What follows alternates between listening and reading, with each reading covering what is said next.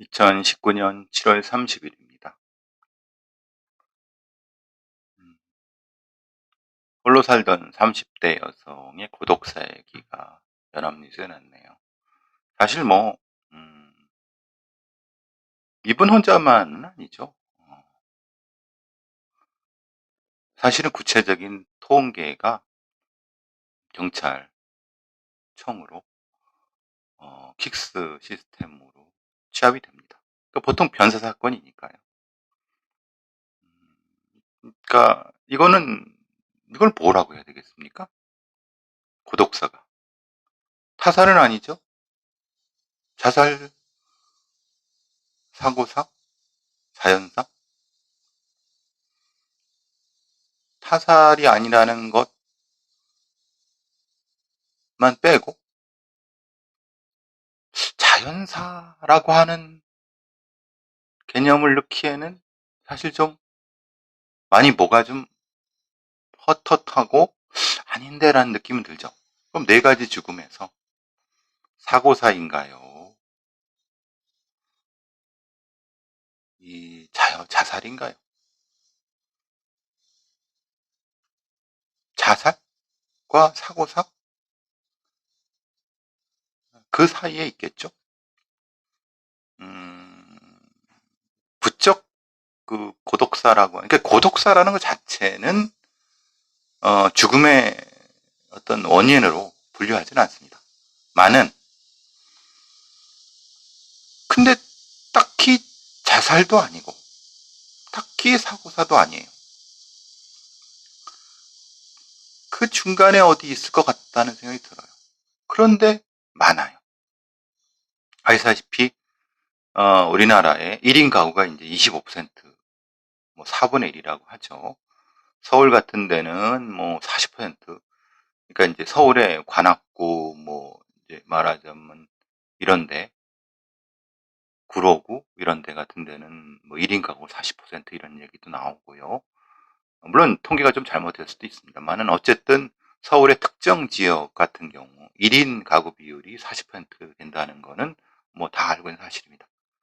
우리 전체 그러니까 대한민국이 25%가 4분의 1이 1인 가구고 그렇다고 보면은 서울같이 이게 밀집돼 사는 곳에서 40%라고 하는 거는 틀린 얘기가 아니겠죠.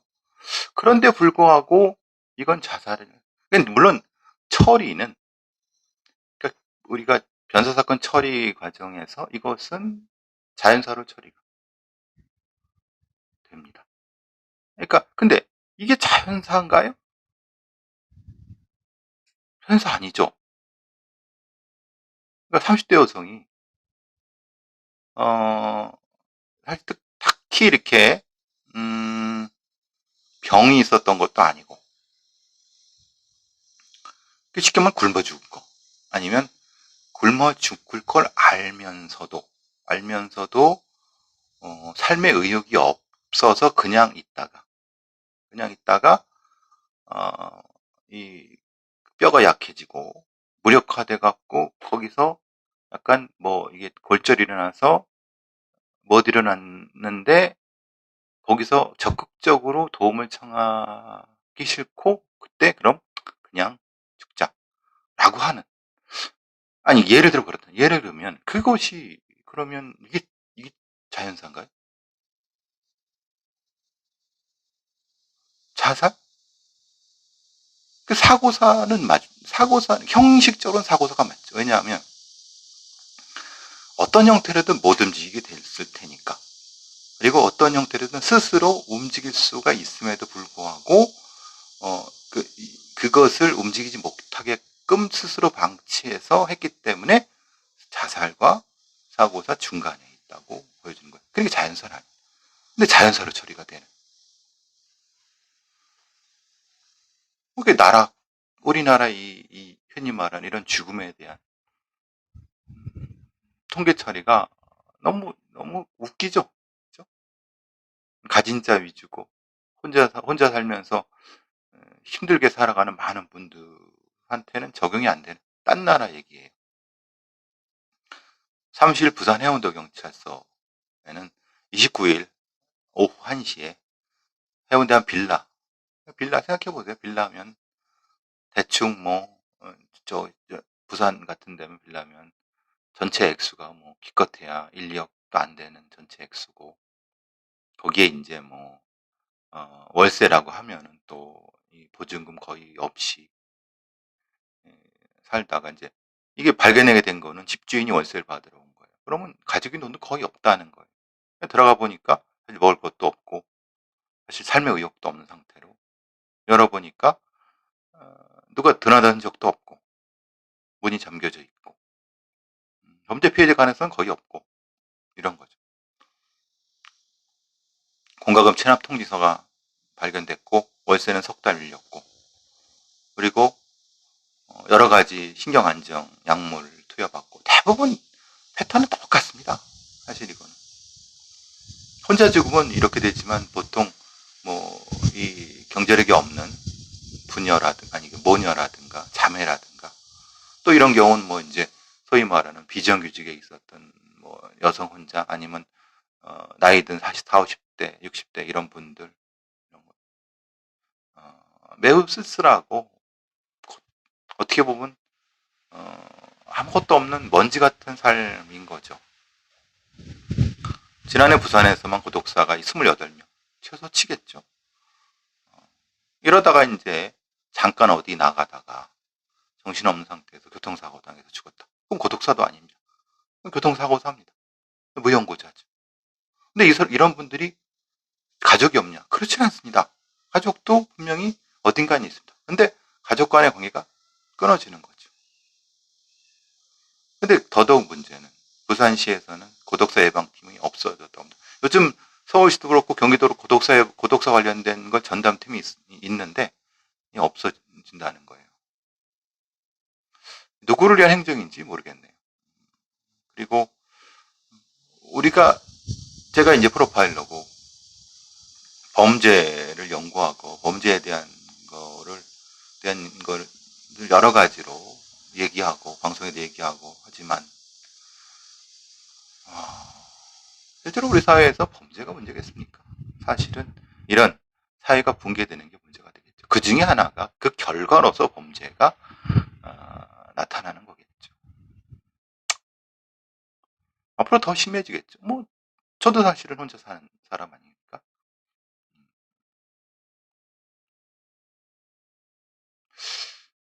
글쎄 어떨까요? 이 부분이 글쎄요.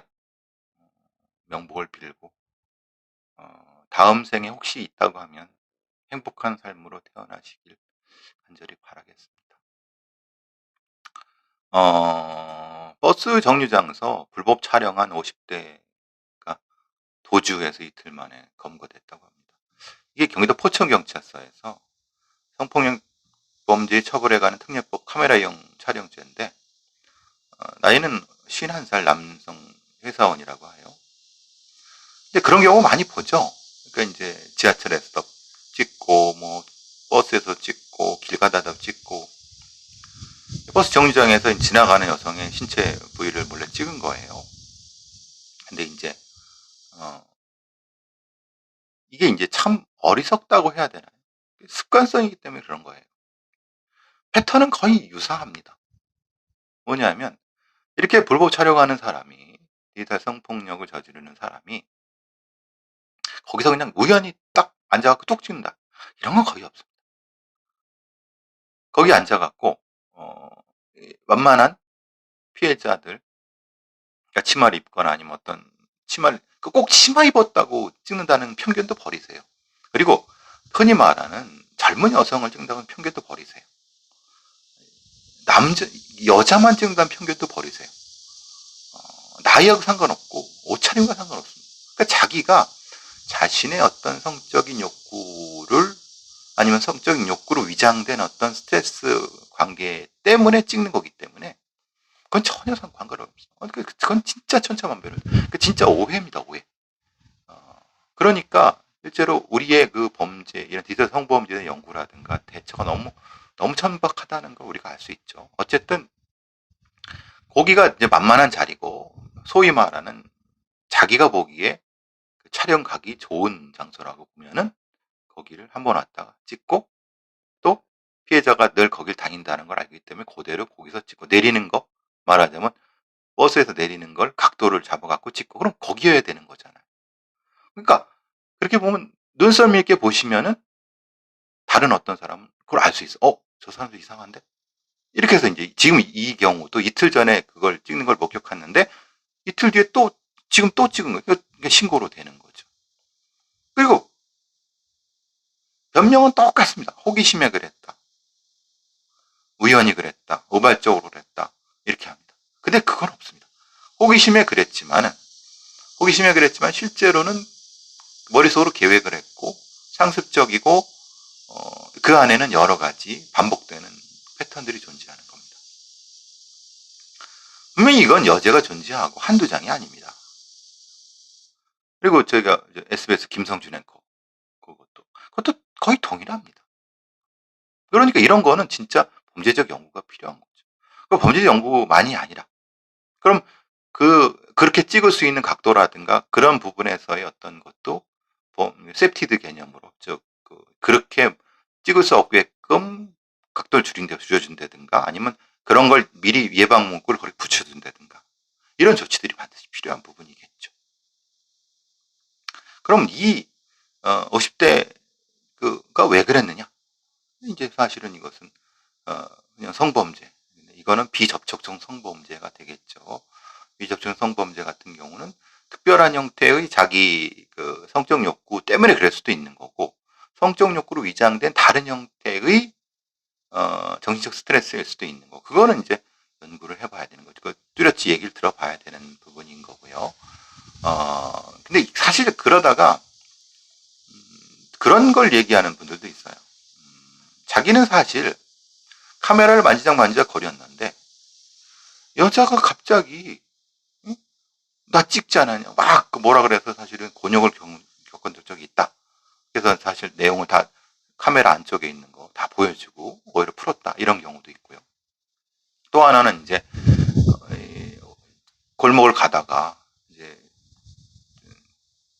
오줌 매려갖고 여기 오줌을 뭐 변보대 뒤나 이렇게 놓고 있는데 화장실을 못 찾아갖고 하필 거기에 여자가 나타나갖고 성추행범 그러니까 노출증 환자로 신고되거나 아니면 의심을 받은 적이 있다. 분명히 그런 의심 받을 수 있는 여지가 분명히 있죠. 이제 일종의 과도기 형태라고 볼 수 있는 거고, 예전에는 사실은 같은 경우라고 해도 피해자들이 여성들이 혹은 여성들이라고 했죠. 여성들이 별로 느끼지 못하고 지나갔는데 이제는 그게 이제 그게 성범죄일 수 있다는 걸 아니까 적극적으로 신고하는 거예요. 근데 그 중에서 또 이제 어떤 일종의 과민한 반응을 보이는 분도 분명히 천에 하나 만에 하나 존재합니다. 그렇기 때문에 이런 이 디지털 성범죄 부분에 대한 엄격한 증거 수집 그리고 함부로 이걸 뭐 이제 예단하지 말고 실제로 증거를 가지고 접근해야 되는 부분들. 근데 아까 말씀드렸잖아요. 이런 연구들이 쌓이게 되면은 만약에 그 사람이 분명히 불법 촬영을 하려고 했다고 하면은 그 전날인가 전전날인가 최소한 일주일 전에 한 번, 일주일에 한두 번이라도 거기 계속 있어야 되는 거예요. 근데 전혀 그게 없었다. 그러면 이 사람은 아주 우연히 재수없게 그 카메라를 꺼내는데 하필 거기에 그 각도에 있었던 거일 수 있는 거고, 또 노출도 마찬가지입니다. 이 사람이 실제로 이전에도 비슷한 형태로 그 근처에 비슷하게 다녔다. 그리고 하필 거기서만 오줌을 누른다. 라고 하면 그건 진짜 상습성 있는 범죄에 가까운 거고, 근데 그게 아니라 아니 그냥 우연히 그 딱 한 번 그랬다. 그러면 그건 이 사람 범죄성이 없는 거예요. 이런 부분을 명확히 판정을 해야 되겠죠. 휴가철입니다. 사실 뭐 말씀드렸지만 저는 뭐 휴가를 못 가지만 여러분들은 이제 장마도 끝났기 때문에 가까운 데라도 가까운 뭐 서울 근처나 아니면 여러분 뭐 부산, 광주, 뭐 대구 어디든 가까운 데 어떤 작은 계곡이라도 있습니다. 인간은 이제 몸이 바뀌면 몸의 환경이 바뀌면 생각도 바뀔 수가 있어요. 그러니까 머리가 복잡하시고 힘드실 때 잠깐이라도 갔다 오시는 그 여유를 가지는 게 본인의 건강을 위해서 좋으실 겁니다. 어쨌든 근데 휴가철에는 항상 문제가 되는 게 빈집털이죠. 이 사람들이 이 빈집털이 보면 또 전문적입니다. 그러니까 딱 보면은 저게 빈집인지 아닌지 금방 압니다. 그러니까 여러분들이 방비한다는 것보다 사실은 더 전문가들이기 때문에. 그러니까 최소한 여러분의 번호키라면 번호키를 바꾸고 항상 혹시 CCTV가 몰래 카메라가 있는지 확인을 하고 또 이제 뭐늘 하는 것처럼 누구 휴가 안 간 어떤 이웃한테 한번 봐달라고 하거나 그리고 뭐 가능하면 주변에 있는 지구대에 우리 휴가 간다는 거 얘기를 하거나 이런 것들 그런 아주 기본적이지만은 아주 상식적으로 할 수 있는 것들 많이 있지 않습니까? 그런 것들을 하세요. 소 잃고 외양간 고치는 거 의미가 없습니다. 특히 이제 가스배관 타고 또 방범창 뚫고 뭐 이런 것들은 늘 흔한 거예요. 그러니까 당연히 그렇게 보면 귀중품을 집안에 놓으면 안 되죠. 특히 뭐 현금이라든가 뭐 금속, 비금속 부치라든가 이런 부분들은 절대 놓지 마시고 뭐 은행에 뭐 대여금고라든가 아니면 다른 많은 보안 장치들이 있습니다. 여러분 혹시 그런 은행 같은데 대여금고라든가 아니면 사설이라도 좀 안정성이 있는 그런 대여금고에 그 비슷한 형태의 것들은 작은아마 보관해 두시는 게 좋습니다. 이 집이라는 게 여러 가지 면에서 안전한 공간 같지만 사실은 불안한 공간이기도 하니까 그런 부분은 꼭 확인해 주시고요. 나중에 이제 범죄 예방에서 우리 제가 별도로 올리는 거 있죠. 다른 그 MC랑 거기에 범죄 예방 부분에 대한 거기에 팁을 또 많이 드릴 테니까 그것도 꼭 봐주시고요. 자, 이게 뭐 윤석열 체제로 넘어가면서 공소유지에 더 힘을 쏟겠다 뭐 이렇게 하는데 사실은 그렇습니다. 저는 검찰은 기소, 공판, 재판 거기에 중심을 둬야 된다고 봅니다. 수사는 경찰이 하는 거고 정확히 말하면 검찰의 범죄수사부서가 하는 거고 그리고 기소 그러니까 이제 검사는 기소, 공판, 공소유지 이게 맞습니다. 근데 이제 윤석열 체제 들어가면서 아무래도 윤석열이 했다는 얘기 여러분의 배틀필드는 전쟁터는 조사실이 아니라 법정입니다. 맞습니다. 조사실은 우리같이 전문적으로 조사를 해본 사람이나 조사를 할 수 있는 능력 있는 사람들이 하는 거고 또 현장에서 증거를 취득하고 그걸 수사하는 사람들이 하는 거고 법리적으로 법정에서 그걸 구현하는 건 검사들이 하면 되는 거예요. 아주 되게 간단한 논리인데 그게 안 되니까 문제는 거죠. 아무래도 윤 총장 부분에서는 그 부분은 좀 어느 정도까지는 안착이 될 거라고 보여집니다. 물론 인지부서 같은 데에서의 인지수사를 좀 줄이는 부분은 사법개혁 입장으로 좀 진행이 돼야 되겠지만요. 점차적으로 이렇게 넘어가는 게 맞습니다.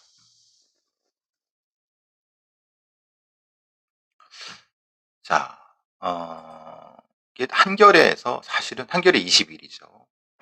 어떻게 보면 되게 불편할 수도 있는 얘기를 문제 제기를 계속 하고 있네요. 사실 제가 팟빵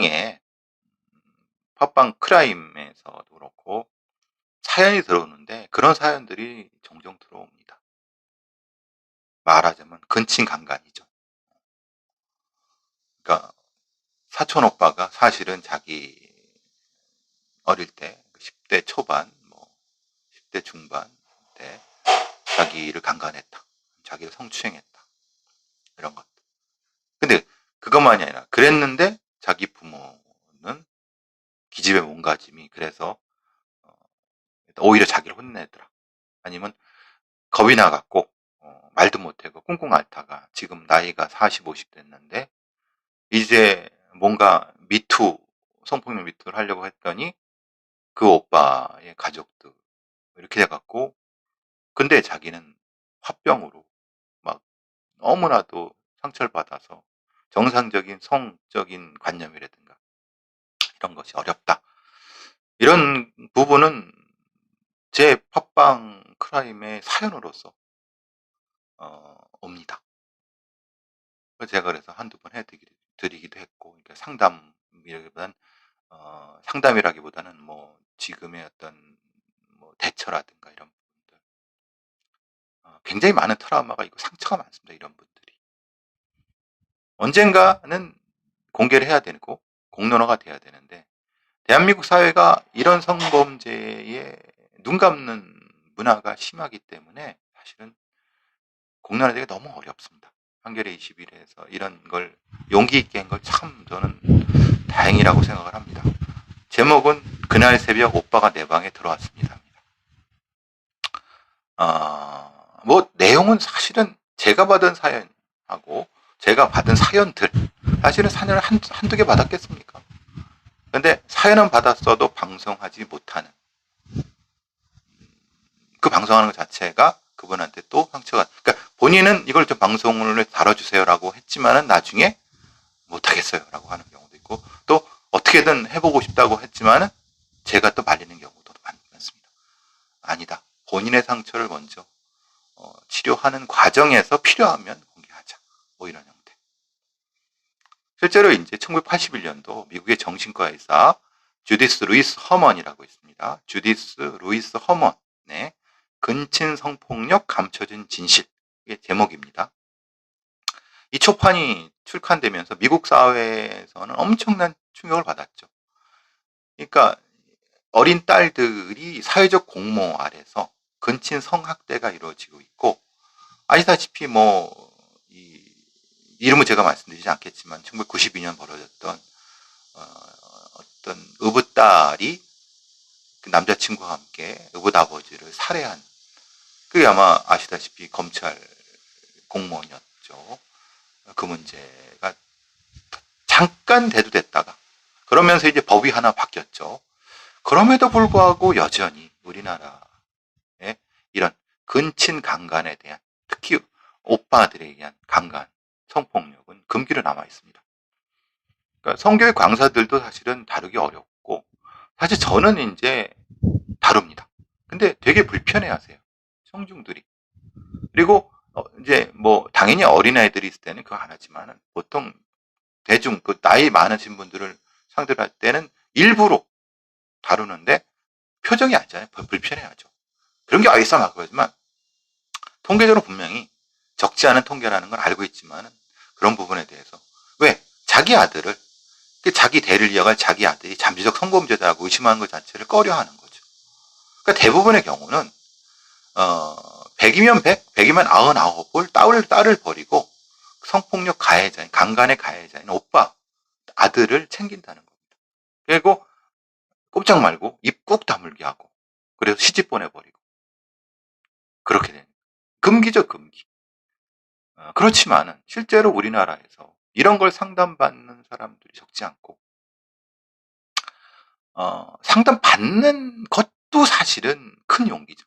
대부분의 경우는 상담도 안 받고 끙끙 앓다가 자살을 하거나 끙끙 앓다가 성적으로 다른 관념을 가졌다가 사실 잘못되는 경우, 완전히 정신적으로 문제가 생기는 경우도 훨씬 더 많습니다.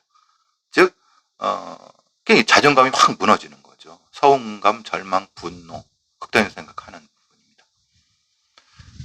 여기 이제 아주대학교 정신건강의학과 교수님 말씀이, 그나마 좀 2010년부터 해바라기센터에서 이분이 일했다고 하는데 그나마 조금씩 나아지고 있다고 하는데, 사실은 제가 보기엔 그렇게 사회가 변하는 만큼보다 거북이 걸음으로 나아지고 있는 겁니다. 제가 받는 사연도 그렇고 상당히 안타까운 사연들이 많습니다. 이게 오빠 성폭력 생존자라고 본인을 얘기하는 거죠. 이 사연을, 한겨레 21의 사연을 읽는데 제가 받은 사연과 거의 유사합니다. 대체적으로 비슷하죠. 뭐 엄마 아빠가 새벽 교회를 간 사이에 큰 오빠가 고등학교 학생이었는데 자기는 초등학교 5, 6학년이었는데 뭐 이제 강제로 강간을 했다. 그러니까 정확히 말하면 구강성교를 했고 추행을 하고 뭐 그랬다. 한 번도 얘기해 본 적이 없었는데, 왜? 그 얘기하면 자기가 쫓겨날 걸 아니까. 그리고 자기 자신을 괴롭히고 자기 자신을 너무 쓸모없는 사람으로 자존감을 무너뜨리고 이런 것들인 거죠. 이걸 들으시는 이제 부모님들, 우리 사회의 그 청소년 성교육은 거의 개판입니다. 우리 자녀분들 청소년 성교육 해보신 적 있으세요? 초등학교 아니면 유치원에서 애들이 성적 관념을 어떻게 알고 있는지 생각은 해보셨나요? 생각해 보셨겠죠. 많은 분들이. 근데 그들의 지금 상태가 어떤지 한번 확인해 보셨나요? 그 아이들이 피해자가 될 수도 있지만 가해자가 될 수도 있습니다. 그때는 어떻게 할 것인가? 두렵죠. 무섭죠. 그래서 우리 사회가 공동으로 같이 이건 해결해야 나가야 되는데 학교에서는 절대 이런 거 안 하려고 합니다. 어떻게 할까요? 그러니까 조금 약간 좀 의심이 나거나 아니면 좀 낌새가 이상하면 같이 가족이 같이 아니면 그 아이랑 같이 전혀 그런 건 그렇게 생각하지 마세요. 정신과 전문 상담하는 분, 라이센스를 가지고 능력 있는 분한테 가서 특히 정신과 의사를 권합니다. 아동 청소년 정신과 의사를 권합니다. 전문가, 특히 여성들, 남성, 여성 전문의, 남성 전문의, 그 상담예가 많은 분들, 그들의 도움을 받으십시오. 눈 감고 모른 척한다고 없어지지는 않습니다. 가해자 그 아이도 불행한 인생을 살 거고 피해자는 더 불행한 인생을 살겠죠. 부모가 됐으면 그들의 아이가 여러분의 아이들이 불행한 인생을 살 원하지 않지 않습니까? 그런 부분이라는 거예요. 뭐 제가 구체적으로 이게 뭐 어떤 근친 강간이라는 것이 어떻게 그런지 말씀드리지 않겠습니다만은 여러분들이 익히 아는 여러 가지 방식들입니다. 이 아이들이 어떤 방식으로 성을 접하겠습니까? 생각해 보세요. 그렇습니다. 그런 방식입니다. 그러니까 사실은 매우 위험한 상태인 거죠. 어쨌든 제가 이걸 가지고 이제 범죄 예방 코너에서 다시 한번 다루려고 합니다.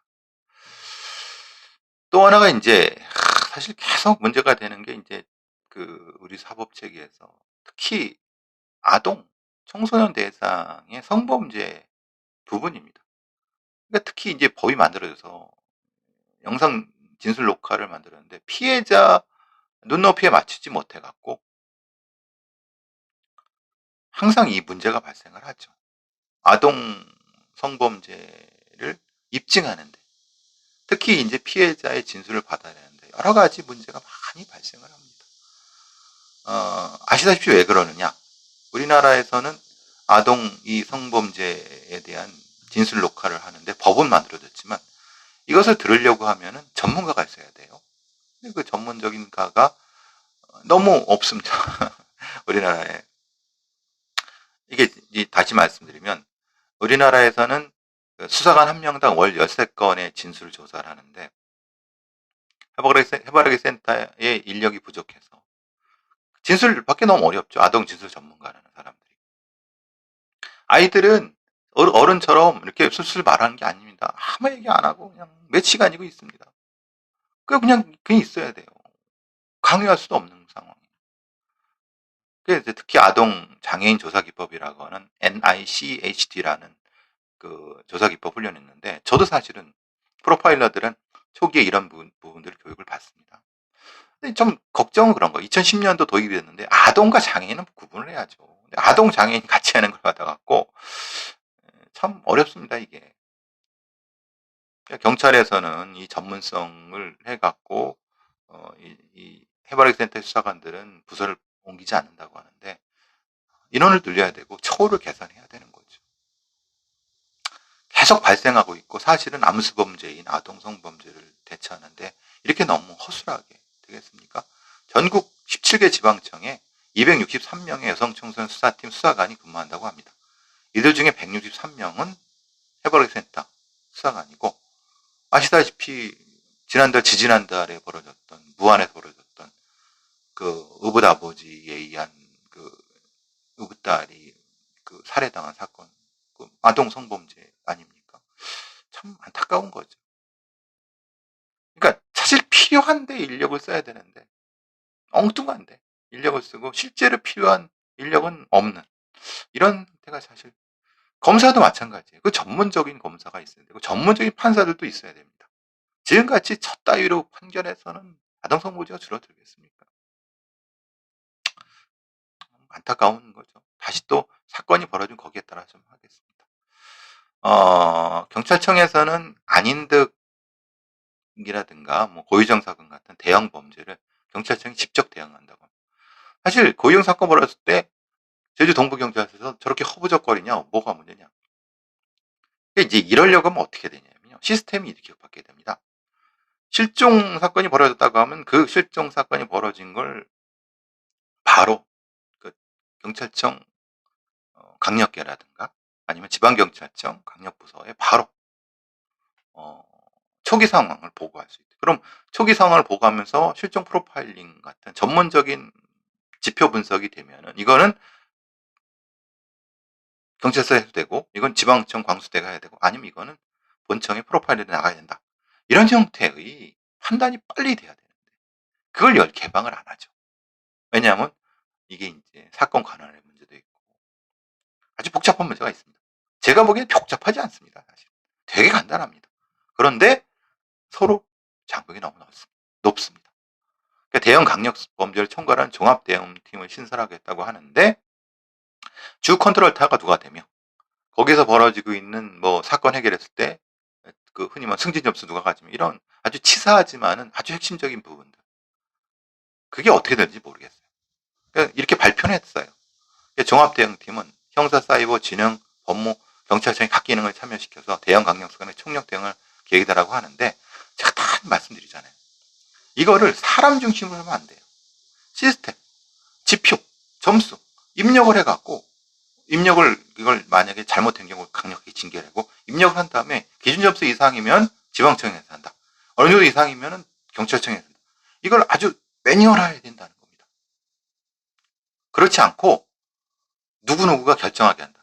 절대 안 하죠. 그럼 자기가 있는 데 유리하게 하거나 눈치를 보거나 자기한테 관련된 부분 어떤 계속 이런 머리가 그 짱구를 굴리죠. 쉽게 말하면. 절대 그러면 안 된다는 겁니다. 그게 어떻게 될지 종합대응팀이 어떻게 될지 모르겠지만은 지금 경찰청 이 사람들의 머리 수준으로는 사실은 거기까지 못할 것 같아요. 그냥 종합대응팀이 필요하다. 뭔가 라고는 알고 있어요. 근데 프로세스를 어떻게 구현하는지는 얘기 안 하죠. 왜? 거기에는 여러 가지 종합적인 정치적인 세력 관계의 문제도 있습니다. 여기서 정치는 이제 뭐 제가 아까 말씀 그런 정치를 얘기하는 거예요. 진작했어도 진작했어야 되죠. 그렇지 않습니까? 지금에서야 종합대응팀 지금까지 해왔던 사건들 어떻게 했다는 그냥 주먹구구를 했다는 거 아니겠습니까? 답답하죠, 여러분. 생각해 보셔도. 한번 지켜보겠습니다. 종합대응팀 어떻게 하는지. 또 이런 얘기를 하겠죠. 저는 안 된다에 한 표. 또 그냥 자리 몇 개 만드는 걸로 끝.